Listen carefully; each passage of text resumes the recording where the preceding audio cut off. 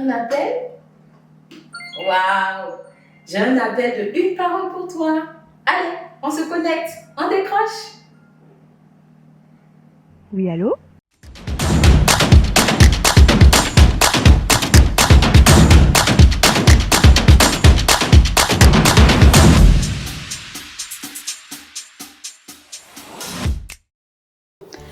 Alors souvent, on entend à l'église, il faut que tu serves le Seigneur, il faut que tu serves Dieu, il faut que tu te disposes pour être utile dans la maison de Dieu.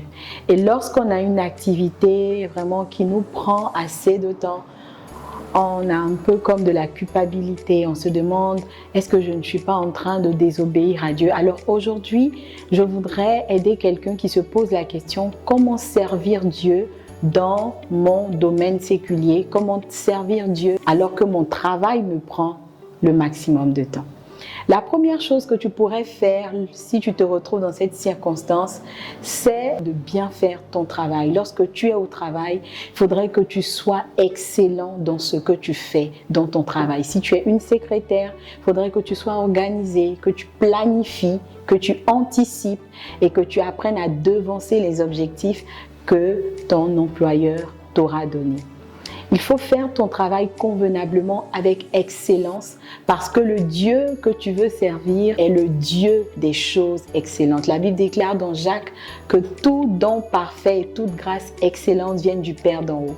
Alors plus tu travailles avec excellence à l'école, au travail, quand bien même tu n'aurais pas le temps de le faire dans la maison de Dieu comme tu le voudrais, tu es quand même déjà en train de faire une œuvre de Dieu.